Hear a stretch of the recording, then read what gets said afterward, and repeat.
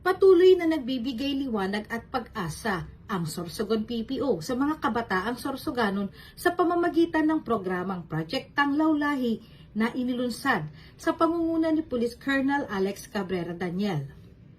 Layunin ng proyekto na itaguyod ang edukasyon, malasakit at pagkakaisa ng komunidad para sa kapakanan ng mga bata. Matapos ang matagumpay na pagtatapos ng unang batch na binubuo ng 51 daycare beneficiaries, inilunsad naman ang ikalawang batch na may 55 daycare pupils. Bukod sa pagbibigay ng inspirasyon at suporta, tumatanggap din ng financial assistance mula sa kapulisan ang mga benepisyaryo ng Project Tanglaw Lahi.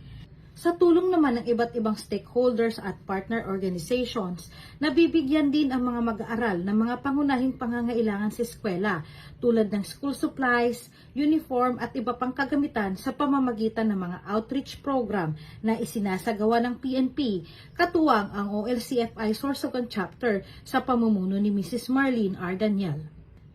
Sa isinagawang launching ng second batch ng Project Tanglaw Lahi, ay nagpahayag ng taus-pusong pasasalamat ang Sorsogon PPO sa mga partner stakeholders, donors, volunteers at iba't ibang organisasyong tumulong upang may sakatuparan ang proyekto.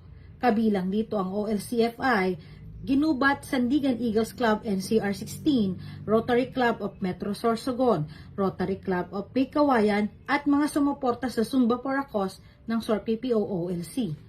Sa pamamagitan ng Project Tanglaw Lahi, hindi lamang kinabukasan ang binibigyang liwanag, kundi pati pag-asa, pangarap at mas magandang bukas para sa susunod na henerasyon. Mula dito sa Sorsogon Police Provincial Office, ako po si Police Staff Sergeant Angeli Bionson, nag-uulat para sa Police News Network at ito ang bagong PNP para sa bagong Pilipinas, serbisyong mabilis, tapat at nararamdaman.